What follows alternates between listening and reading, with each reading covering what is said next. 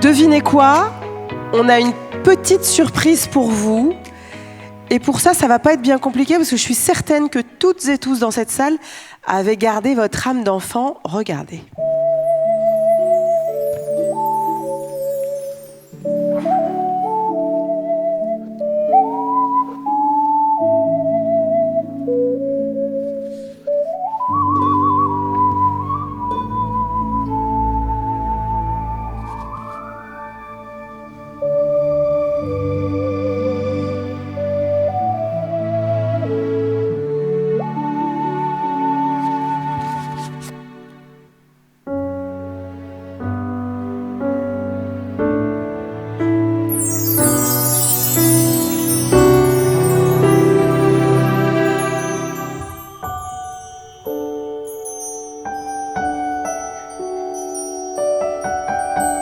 Miroki.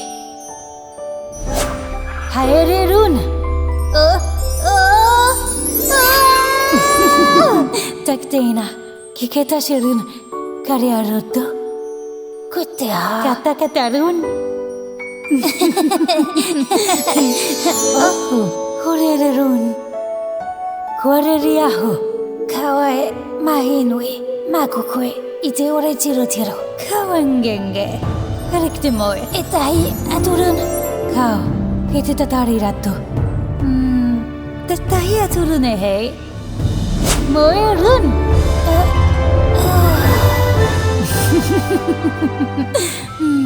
Oki oki mai meroki.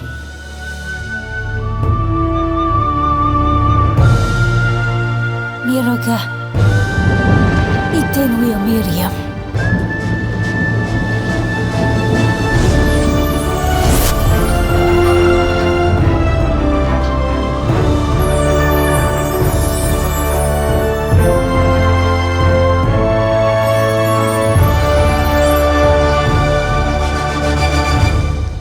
Et je vais vous demander d'accueillir Romain qui représente l'entreprise Enchanted Tools, s'il vous plaît. Romain, un micro. Romain, qu'est-ce qu'on vient de voir? Eh bien, on vient de voir un avatar, futur avatar virtuel dont on va pouvoir le mettre à l'Institut du cancer de Montpellier. Nous sommes l'entreprise Enchanted Tools qui a été fondée par Jérôme Monceau avec l'idée de faire une robotique tendre de manière à enchanter l'expérience des patients dans les hôpitaux tout en étant utile pour les soignants sur place. Actuellement, Elle est venue comment cette idée? Comment ça s'est passé? Cette idée est venue de longue date, Jérôme Monceau étant l'un des cofondateurs d'Aldébaran Robotics, si vous connaissez, qui est le co-créateur de Pepper et Nao, des petits robots humanoïdes. Et en fait, il a eu dans l'idée de poursuivre le travail pour donner une réelle existence aux robots à travers les avatars que vous avez vus jusqu'à maintenant. Et nous, enchanteurs, nous avons juste créé la combinaison robotique de ces robots de manière à pouvoir leur permettre d'exister dans notre monde, de manière à pouvoir interagir avec les patients, avec les soignants, la capacité de naviguer d'un point A à un point B pour délivrer une certaine information, et aussi de pouvoir prendre des objets, donc transporter certains objets pour faciliter la vie des soignants dans leurs tâches fastidieuses, de manière à recréer ou créer ou d'approfondir le lien social entre les soignants et les patients. Et c'est une demande qui émanait de centres de cancérologie? Comment ça s'est... Alors ouais, c'est la raison pour laquelle on est là ce soir, c'est que demain, en fait, le robot, donc on a, qui est pour l'instant timide et en train de se réveiller, sera dans le centre à l'Institut du cancer de Montpellier et aura la possibilité de suivre tout au long du parcours de soins dans le centre de radiothérapie les enfants atteints de cancer tout au long de leur séance. C'est un projet qui a été initié par le docteur Julien Valmont qui va nous permettre en fait de vivre cette grande aventure ensemble, de pouvoir proposer une solution unique pour les enfants qui sont tout seuls pendant leur séance de radiothérapie. Ils ne peuvent pas être accompagnés, c'est source d'angoisse pour eux. Et donc l'idée, c'est d'avoir cette identité qui sera avec eux sur place pour les rassurer, les divertir pendant leur séance pour éviter que ce soit un moment angoissant et favoriser du coup l'expérience qu'ils auront tout au long de leur parcours. Je crois que ça y est de vous entendre, Romain, du coup... Bianca Ah que vous voyez juste là est notre premier prototype. C'est le premier prototype qu'on a monté en 1 an dans l'entreprise. Comme vous le voyez, c'est un prototype. Elle est un peu timide, Miroka, effectivement. Elle est en train de... C'est toujours pareil, en fait. À la répétition, ça marche nickel. Et c'est au moment où il y a une présentation que, du coup, il faut se recaler. Pourquoi c'était important, justement, de créer cette présence auprès des enfants ? Les enfants, ils sont tout seuls dans l'environnement de la radiothérapie quand ils vont recevoir les rayonnements. Et donc, du coup, c'est une grande source d'angoisse pour eux. C'est une grande source de stress aussi, parce que la famille ne peut même pas être présente là, parce qu'à cause des rayonnements, etc. Et donc, du coup, ils sont tout seuls. Imaginez un petit bout de 5 ans qui est sur place, qui se retrouve tout seul dans une salle froide des hôpitaux, entouré de grosses machines qui font du bruit. Comment on arrive à les rendre quelque part à vivre cette expérience de la manière la plus saine possible finalement. Et donc c'est là en fait qu'on rentre en jeu et voilà. Et donc l'objet robot du coup permet de créer cette présence et il y a quoi donc quand elle sera susceptible du coup de nous rejoindre sur scène, on pourra lui poser quelques questions. Elle est tout à fait susceptible de pouvoir parler dans une interaction naturelle avec les personnes. Derrière, on a mis un moteur par exemple GPT-4 en ce moment, pour ceux qui connaissent, qui permettent de discuter avec les personnes de façon naturelle, avec des sujets qui pourraient être des sujets de prévention, des sujets de reprendre la discussion où elle s'est arrêtée à la séance précédente, de pouvoir aussi décompter par exemple le nombre de séances qui pourraient rester à l'enfant. Enfin, toutes ces informations qui lui permettent en fait de mieux comprendre et de mieux vivre ces séances de radiothérapie. Est-ce que le docteur David Azria est parmi nous? Mais oui, bienvenue. Vous êtes le directeur du CIRIC, docteur. Hop, à vous. Ah bah. Bonsoir. Dites-nous pourquoi, bonsoir, dites-nous pourquoi il y a eu cette volonté de créer ce robot qui accompagne les enfants. Comment c'est né?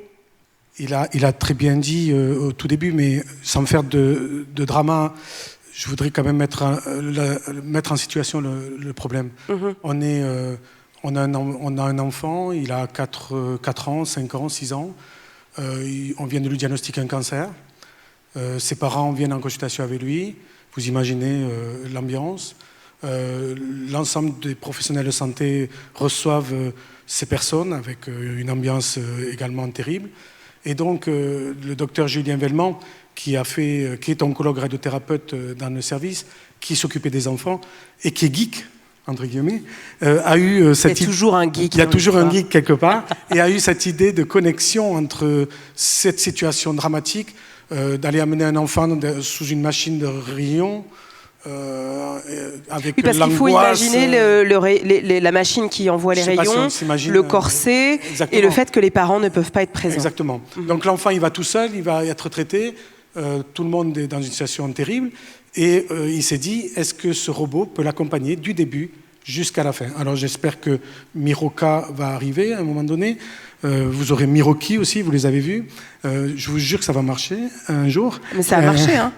Ça a marché tout à l'heure et vous allez voir, on va lui faire la conversation. Et globalement, l'idée, elle est là, c'est qu'on est dans une situation de dédramatiser toute la situation, tout le processus de prise en charge, et surtout d'accompagner l'enfant au moment du traitement où la porte blindée se ferme et il est tout seul avec les rayons.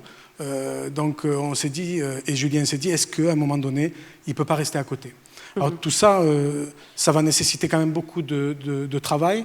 On va le faire par le biais du CIRIC, Montpellier Cancer, qui est... Alors c'est quoi le CIRIC? Le CIRIC, c'est le site intégré de recherche en cancérologie. C'est un consortium extrêmement important à Montpellier. ICM, CHU de Montpellier, les 2 universités, Université Montpellier, Université Paul Valéry, l'INSERM, le CNRS. Donc on s'est tous mis ensemble et je remercie bien sûr tous les partenaires avec une envie de réussir. Ce site a été labellisé par l'Institut national du cancer. On est seulement 8 en France. Et de Bordeaux à Nice, on est le seul dans le Grand Sud. J'adore dire ça.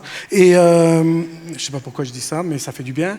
Et donc, j'ai un gros défenseur de Montpellier. Résultat, on a réussi à labelliser pour la 3e fois. Marc Quichou était directeur des 2 premiers CIRIC. J'ai pris le flambeau.